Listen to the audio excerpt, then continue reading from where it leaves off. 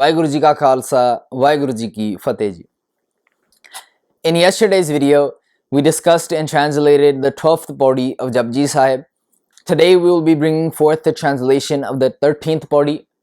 ਕੱਲ ਵਾਲੀ ਵੀਡੀਓ ਦੇ ਵਿੱਚ ਆਪਾਂ ਜਪਜੀ ਸਾਹਿਬ ਜੀ ਦੀ 12ਵੀਂ ਪੌੜੀ ਦੀ ਵਿਚਾਰ ਆਪ ਸਾਰਿਆਂ ਦੇ ਨਾਲ ਸਾਂਝੀ ਕੀਤੀ ਸੀ। ਅੱਜ ਇਸ ਲੜੀ ਨੂੰ ਅੱਗੇ ਤੋਰਦੇ ਹਾਂ।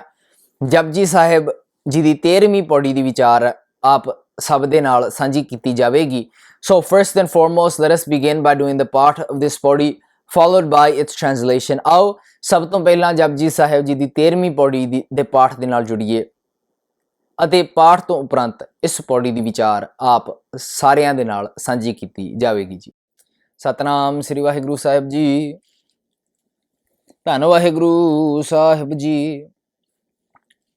ਮੰਨੈ ਸੁਰਤ ਹੋਵੈ ਮਨ ਬੁੱਧ, ਮੰਨੈ ਸਗਲ ਭਵਨ ਕੀ ਸ਼ੁੱਧ, ਮੰਨੈ ਮੁਹ ਚੋਟਾਂ ਨਾ ਖਾਏ, ਮੰਨੈ ਜਮ ਕੈ ਸਾਥ ਨਾ ਜਾਏ। ਐਸਾ ਨਾਮ ਨਿਰੰਜਨ ਹੋਏ, ਜੇ ਕੋ ਮਨ ਜਾਣੈ ਮਨ ਕੋਏ। ਐਸਾ ਨਾਮ ਨਿਰੰਜਨ ਹੋਏ, ਜੇ ਕੋ ਮਨ ਜਾਣੈ ਮਨ ਕੋਏ। So in this pauri, Padshah begins by stating we manne surat huve man buddh, because the central idea of this pauri is aisa naam niranjan hoye je ko man jane man koi. We only a rare few begin to understand that wisdom that is connected to the understanding of the system of nature. Only a rare few bring that understanding into their life, and only a rare few obtain virtues into their life. ਇਨ੍ਹਾਂ ਪੌੜੀਆਂ ਦਾ main ਭਾਵ, central idea ਜਿਹਨੂੰ ਕਿਹਾ ਜਾਂਦਾ ਹੈ, ਉਹ ਇਹ ਹੈ ਵੀ ਐਸਾ ਨਾਮ ਨਿਰੰਜਨ ਹੋਏ ਜੇ ਕੋ ਮਨ ਜਾਣੇ ਮਨ ਕੋਏ। ਵੀ ਕੋਈ ਵਿਰਲਾ ਇਨਸਾਨ ਹੁੰਦਾ ਹੈ ਜਿਹੜਾ ਗਿਆਨ ਨੂੰ ਸਮਝਦਾ ਹੈ ਤੇ ਜਿਹੜਾ ਉਸ ਗਿਆਨ ਰਾਹੀਂ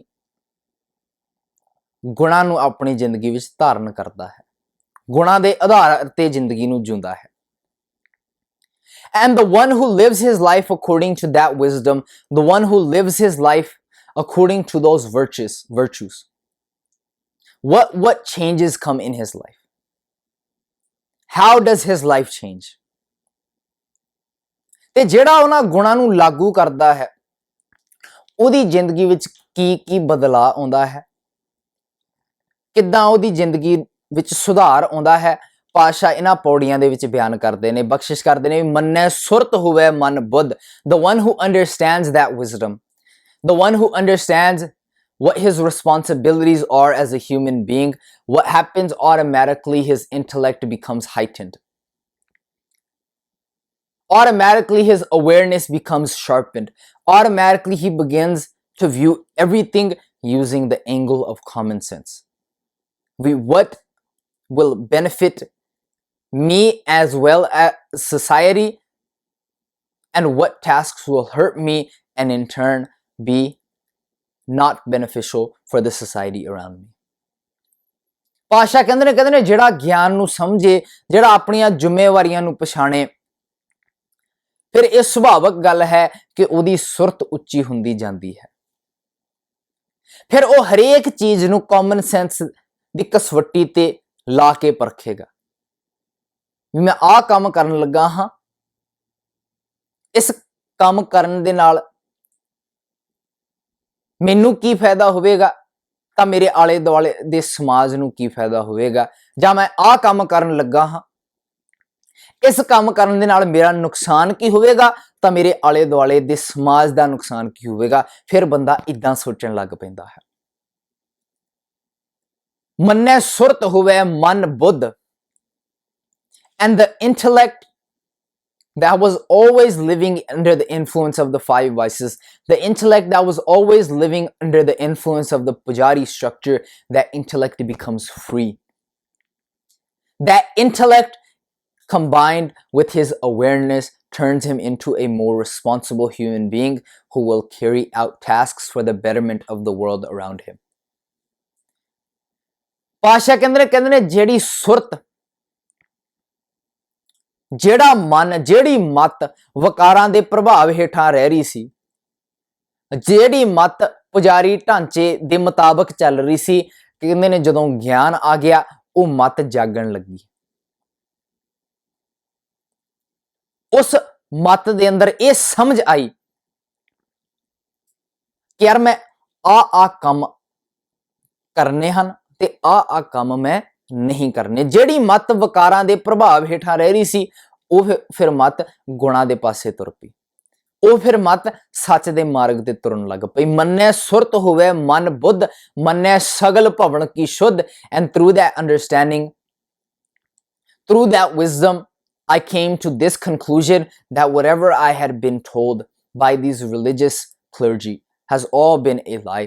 ਕਹਿੰਦੇ ਫਿਰ ਪਤਾ ਲੱਗਾ ਕਿ ਜਿਹੜਾ ਪੁਜਾਰੀ ਲੋਕਾਂ ਨੂੰ ਗੁੰਮਰਾਹ ਕਰਨ ਦੀ ਕੋਸ਼ਿਸ਼ ਕਰਦਾ ਹੈ, ਜਿਹੜਾ ਪੁਜਾਰੀ ਰੱਬ ਦੇ ਨਾਮ ਤੇ ਦੁਨੀਆ ਨੂੰ ਲੁੱਟਦਾ ਹੈ, ਫਿਰ ਮੈਨੂੰ ਸਮਝ ਆਇਆ ਕਿ ਇਹ ਪੁਜਾਰੀ ਢਾਂਚਾ ਜਿਹੜਾ ਹੈ ਸਾਰਾ ਝੂਠ ਦੇ ਬੇਸ ਤੇ ਖੜਾ ਹੈ। ਕਿਉਂਕਿ ਮੈਨੂੰ ਪਤਾ ਲੱਗਾ, I came to an understanding that there is no God sitting in heaven controlling my destiny। I came to an understanding that there are no gods and goddesses that I have to do ardas in front of if I want them to carry out a specific task for me। I came to an understanding that there is not one God that is self-pervading। No, I am the controller of my own destiny, and God is all-pervading under the form of the system of nature। ਪਾਤਸ਼ਾਹ ਕਹਿੰਦੇ ਨੇ ਫਿਰ ਪਤਾ ਲੱਗਾ ਕਿ ਕੋਈ ਰੱਬ ਸੱਤਵੇਂ ਅਸਮਾਨ ਤੇ ਨਹੀਂ ਬੈਠਾ, ਕਿਸੇ ਦੇਵੀ ਦੇਵਤੇ ਦੇ ਅੱਗੇ ਮੈਨੂੰ ਅਰਦਾਸ ਕਰਨ ਦੀ ਕੋਈ ਲੋੜ ਨਹੀਂ, ਕਿਸੇ ਰੱਬ ਦੇ ਅੱਗੇ ਅਰਦਾਸ ਕਰਨ ਦੀ ਕੋਈ ਲੋੜ ਨਹੀਂ ਜਿਹੜਾ ਸਰਬ ਵਿਆਪਕ ਹੈ। ਨਹੀਂ, ਫਿਰ ਪਤਾ ਲੱਗਾ ਕਿ ਮੈਂ ਆਪਣੀ ਤਕਦੀਰ ਆਪ ਲਿਖਦਾ ਹਾਂ, ਮੈਂ ਆਪਣੇ ਆਪ ਦਾ ਮਾਲਕ ਖੁਦ ਹਾਂ। ਫਿਰ ਪਤਾ ਲੱਗਾ ਕਿ ਉਹ ਜਿਹੜਾ ਰੱਬ ਹੈ, ਜਿਹੜਾ ਗੁਰਬਾਣੀ ਦਾ ਰੱਬ ਹੈ, ਜਿਹੜਾ ਗੁਰਮਤ ਦਾ ਰੱਬ ਹੈ, ਉਹ ਇਬੈ ਬੀਠਲ ਉਬੈ ਬੀਠਲ, ਬੀਠਲ ਬਿਨ ਸੰਸਾਰ ਨਹੀਂ, ਥਾਨ ਥਨੰਤਰ ਨਾਮਾ ਪ੍ਰਣਵ ਹੈ, ਪੂਰ ਰਹਿਓ ਤੂੰ ਸਰਬ ਮਹੀ। ਫਿਰ ਇਹ ਸਮਝ ਆਈ, ਕਹਿੰਦੇ ਮੰਨੇ ਮੂਹੇ ਚੋਟਾਂ ਨਾ ਖਾਏ। Guru Pasha says that the tasks I used to carry out under the influence of those 5 vices, I stopped carrying out those tasks. And the punishment that would come with those tasks, for example, you go out and steal from somebody. Guru Pasha ਕਹਿੰਦੇ ਨੇ ਜਿਹੜੇ ਵਕਾਰ ਮੈਨੂੰ control ਕਰ ਰਹੇ ਸੀ, ਮੈਂ ਉਹਨਾਂ ਵਕਾਰਾਂ ਦੇ ਉੱਤੇ ਕੰਟਰੋਲ ਕਰਨ ਲੱਗ ਪਿਆ ਹਾਂ, ਤਾਂ ਜਿਹੜੀ ਸਜ਼ਾ ਮੈਨੂੰ ਉਹਨਾਂ ਵਕਾਰਾਂ ਕਰਕੇ ਭੁਗਤਣੀ ਪੈ ਰਹੀ ਸੀ, ਉਹ ਸਜ਼ਾ ਵੀ ਮੇਰੀ ਕੱਟਣ ਲੱਗ ਪਈ। ਉਸ ਸਜ਼ਾ ਨੂੰ ਵੀ ਮੈਂ ਘਟਾ ਦਿੱਤਾ। ਕਿਵੇਂ ਘਟਾਇਆ? ਹੁਣ ਮੰਨ ਲਓ ਅਸੀਂ ਕਿਸੇ ਨਾਲ ਠੱਗੀ ਮਾਰਦੇ, we go out and steal from somebody, right? At the end of the day, that crime will catch up to us. Whether we are not at ease with our own selves, whether the police find out about it, somewhere along the way, we will have to face punishment for that crime. Punishment for falling under the influence of greed, falling under the influence of the 5 vices. Guru Pasha says, once I started gaining a control over these vices, I also stopped putting myself at risk for punishment. ਮੰਨ ਲਓ ਕਿਸੇ ਦੇ ਨਾਲ ਠੱਗੀ ਮਾਰਦੇ ਆ, ਕਿਤੇ ਨਾ ਕਿਤੇ ਜਾ ਕੇ ਤੁਹਾਨੂੰ ਸਜ਼ਾ ਭੁਗਤਣੀ ਪਵੇਗੀ। ਭਾਵੇਂ ਤੁਹਾਡਾ ਹਿਰਦਾ ਨਹੀਂ ਸਾਥ ਦੇ ਰਿਹਾ, ਭਾਵੇਂ ਤੁਹਾਡਾ ਅੰਦਰ ਲਈ ਜਿਹੜੀ ਆਵਾਜ਼ ਤੁਹਾਡੇ ਬੈਠੀ ਆ ਉਹ ਨਹੀਂ ਸਾਥ ਦੇ ਰਹੀ, ਭਾਵੇਂ ਸਰਕਾਰ ਵੱਲੋਂ ਸਜ਼ਾ ਭੁਗਤਣੀ ਪਵੇਗੀ, ਕਿਤੇ ਨਾ ਕਿਤੇ ਜਾ ਕੇ ਤੁਹਾਨੂੰ ਉਸ ਕੀਤੇ ਦਾ ਫਲ ਤੁਹਾਨੂੰ ਮਿਲੇਗਾ।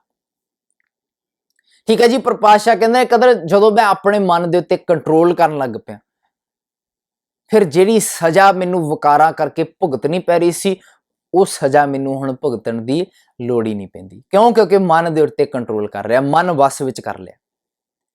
ਮੰਨੇ ਮੂਹੇ ਚੋਟਾਂ ਨਾ ਖਾਏ। ਹੁਣ ਵਸ ਵਿੱਚ ਕਿਵੇਂ ਕੀਤਾ? How did I control my mind? By gaining wisdom, by bringing virtues into my life. ਸਮਝ ਲੈ ਕੇ, ਗਿਆਨ ਹਾਸਲ ਕਰਕੇ, ਗੁਣਾਂ ਨੂੰ ਧਾਰਨ ਕਰਕੇ ਮੈਂ ਮਨ ਦੇ ਉੱਤੇ ਕੰਟਰੋਲ ਕਰ ਲਿਆ ਹੈ। फिर मन्नै जम कै साथ ना जाए. And here arises some confusion. We say, oh, jam ka saath na jaye. That means, oh, the messenger of death will not take us away.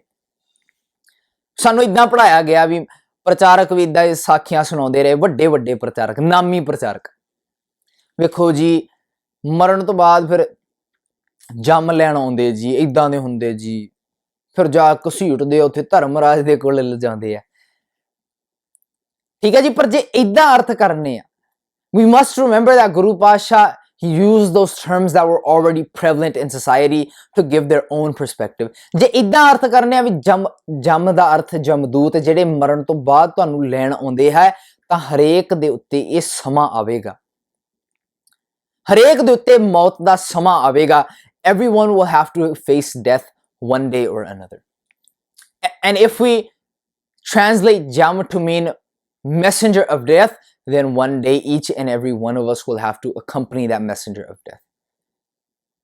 ਸਾਰਿਆਂ ਨੂੰ ਮੌਤ ਦਾ ਸਾਹਮਣਾ ਕਰਨਾ ਪਵੇਗਾ, ਤੇ ਫਿਰ ਇਹਦਾ ਮਤਲਬ ਸਾਰਿਆਂ ਨੂੰ ਜੰਮ ਵੀ ਆ ਕੇ ਲਿਜਾਣਗੇ. ਪਰ ਨਹੀਂ, ਇੱਥੇ ਪਾਤਸ਼ਾਹ ਕਹਿ ਰਹੇ ਨੇ ਵੀ ਮੰਨੈ ਜੰਮ ਕੈ ਸਾਥ ਨਾ ਜਾਏ. ਜਿਹੜਾ ਬੰਦਾ ਗਿਆਨ ਹਾਸਲ ਕਰੇ ਉਹਨੂੰ ਜੰਮਾਂ ਦੀ ਸੰਗਤ ਨਹੀਂ ਕਰਨੀ ਪੈਂਦੀ. ਹੁਣ ਕਿਹੜੇ ਜੰਮ ਜੀ?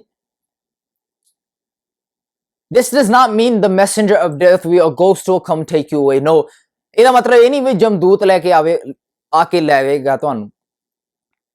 ਜਮਦੂਤ ਨੇ ਆ ਕੇ ਲਿਜਾਉਣਾ ਸਾਨੂੰ ਉੱਥੇ ਦਰਗਾਹ ਦੇ ਵਿੱਚ ਲੈ ਕੇ ਜਾਣਾ, ਨਹੀਂ. ਸਾਡੇ ਵਾਲੇ ਜਦੋਂ ਇਹਨਾਂ ਪੰਕਤੀਆਂ ਦੇ ਅਰਥ ਕਰਦੇ ਨੇ ਵੀ ਜਿਹੜਾ ਬੰਦਾ ਇਦਾਂ ਨਾਮ ਦੇ ਵਿੱਚ ਰੰਗਿਆ ਹੋਇਆ ਹੈ, ਜਿਹੜਾ ਰੂਹ ਰੰਗੀ ਹੁੰਦੀ ਹੈ ਨਾਮ ਦੇ ਵਿੱਚ, ਜਿਹੜਾ ਪਰਮਾਤਮਾ ਦੇ ਨਾਲ ਅਭੇਦ ਹੁੰਦਾ ਹੈ, ਉਹਨੂੰ ਫਿਰ ਪੰਜ ਪਿਆਰੇ ਲੈ ਕੇ ਆਉਂਦੇ, ਪੰਜ ਪਿਆਰੇ ਆ ਕੇ ਲਿਜਾਉਂਦੇ ਜੀ. ਉਹਨੂੰ ਫਿਰ ਏਦਾਂ ਜੰਮਾਂ ਦੇ ਨਾਲ ਜਾਣਾ ਨਹੀਂ ਪੈਂਦਾ. We hear stories like, oh, the person who is connected with God, he does not have to go with the Jamadut. God, the panj pyare will come and take him. This will happen, that will happen. All these lies have been told in order to manipulate us. But Pasha says, manne jam ka saath na jaye. ਜਿਹੜਾ ਬੰਦਾ ਸਮਝੇ, ਜਿਹੜਾ ਗਿਆਨ ਹਾਸਲ ਕਰੇ, ਉਹਨੂੰ ਫਿਰ ਮੁੜ ਦੁਬਾਰਾ ਜੰਮਾਂ ਦੀ ਸੰਗਤ ਨਹੀਂ ਕਰਨੀ ਪੈਂਦੀ. ਜਿਹੜਾ ਇੱਕ ਵਾਰ ਅਸਲੀਅਤ ਸਮਝੇ, ਉਹ ਫਿਰ ਵਿਕਾਰਾਂ ਦੇ ਵਸ ਹੋ ਕੇ ਮੁੜ ਦੁਬਾਰਾ ਨਹੀਂ ਰਹੇਗਾ. The one who understands this reality, this essence of life, he will not fall victim to the five vices ever again. Jam refers to the five vices. ਜੰਮ ਦੇ ਅਰਥ ਹਨ ਜੀ ਪੰਜ ਵਿਕਾਰ. ਜੇ ਆਪਾਂ ਬਾਣੀ ਵਿੱਚ ਪੜ੍ਹਦੇ ਹਾਂ ਵੀ ਅਵਰ ਪੰਚ ਹਮ ਏਕ ਜਨਾ, ਕਿਉਂ ਰਾਖੋ ਘਰ ਬਾਰ ਮਨਾ, ਮਾਰਹਿ ਲੂਟੇ ਨੀਤ ਨੀਤ ਕਿਸ ਆਗਹਿ ਕਰੀ ਪੁਕਾਰ ਜਨਾ, ਸ੍ਰੀ ਰਾਮ ਨਾਮਾ ਉਚਰ ਮਨਾ, ਆਗੈ ਜਮ ਦਲ ਬਿਖਮ ਕਨਾ, ਮੰਨੈ ਜਮ ਕੈ ਸਾਥ ਨਾ ਜਾਏ, ਐਸਾ ਨਾਮ ਨਿਰੰਜਨ ਹੋਏ, ਜੇ ਕੋ ਮਨ ਜਾਣੈ ਮਨ ਕੋਏ. ਪਰ ਇਹ ਸਮਝ ਵਿਰਲਿਆਂ ਨੂੰ ਆਉਂਦੀ ਹੈ, ਕਿਉਂਕਿ ਵਿਰਲੇ ਹੁੰਦੇ ਨੇ ਜਿਹੜੇ ਉਸ ਨਾਮ ਦੇ ਤੱਕ, ਰੀਅਲ ਨਾਮ ਦੇ ਤੱਕ ਪਹੁੰਚਦੇ ਨੇ. ਬਾਕੀ ਗੱਲਾਂ ਮਾਰਨ ਵਾਲੇ ਹੁੰਦੇ ਜੀ. Guru Sahib Ji says only a rare few come to this understanding, because only a rare few really want to obtain wisdom, really want to gain an understanding of that system of nature. The rest are all just trying to appease that religious structure. The rest are just trying to appease a Mr. God by what? By chanting his name over and over again. But Guru Pasha says, Mukho har har sab ko kare, virle hirday vasaya. Only a rare few enshrine that understanding in their hearts. Nanak jin ke hirday vasya, mukh mukt tin paya. So let us be those rare few that Guru Pasha talks about in this body, that Guru Pasha talks about throughout Guru Granth Sahib Ji. Aao Gurbani ਪੜ੍ਹ ਕੇ, ਗੁਰਬਾਣੀ ਵਿਚਾਰ ਕੇ ਆਪਣੀ ਜ਼ਿੰਦਗੀ ਵਿੱਚ ਲਾਗੂ ਕਰਨ ਦੀ ਕੋਸ਼ਿਸ਼ ਕਰੀਏ. ਆਜ਼ਾਦੀ ਨਾਲ ਅਸੀਂ ਆਪਣੇ ਫੈਸਲੇ ਆਪ ਲਈਏ, ਜਿਵੇਂ ਕਿ ਸਾਡਿਆਂ ਗੁਰੂ ਪਾਤਸ਼ਾਹਾਂ ਨੇ ਲਏ ਸਨ. Let us read Gurbani, let us understand Gurbani, let us bring that understanding into our life, so we may live a life full of confidence, a life full of freedom, like our ਗੁਰੂ ਪਾਤਸ਼ਾਹ. ਗੁਰਬਾਣੀ ਪੜ੍ਹ ਕੇ, ਸਮਝ ਕੇ ਇਹ ਵਿਚਾਰੀਏ ਕਿ ਅੱਜ ਦੀ ਡੇਟ ਵਿੱਚ ਸਾਡੀਆਂ ਜ਼ਿੰਮੇਵਾਰੀਆਂ ਕੀ ਹਨ, ਉਹਨਾਂ ਨੂੰ ਨਿਭਾਉਣ ਦੀ ਕੋਸ਼ਿਸ਼ ਕਰੀਏ, ਜਿਵੇਂ ਕਿ ਸਾਡਿਆਂ ਗੁਰੂ ਸਾਹਿਬਾਨਾਂ ਨੇ 500-600 ਸਾਲ ਪਹਿਲਾਂ ਸਮਾਜ ਨੂੰ, ਦੁਨੀਆ ਨੂੰ ਨਿਭਾ ਕੇ ਵਿਖਾਈਆਂ. ਅੱਜ ਲਈ ਇੰਨੀਆਂ ਬੇਨਤੀਆਂ ਪ੍ਰਵਾਨ ਕਰਨੀਆਂ ਜੀ. ਦਿਓ ਇਜਾਜ਼ਤ, ਬੁਲਾਓ ਫਤਿਹ. ਵਾਹਿਗੁਰੂ ਜੀ ਕਾ ਖਾਲਸਾ, ਵਾਹਿਗੁਰੂ ਜੀ ਕੀ ਫਤਿਹ ਜੀ।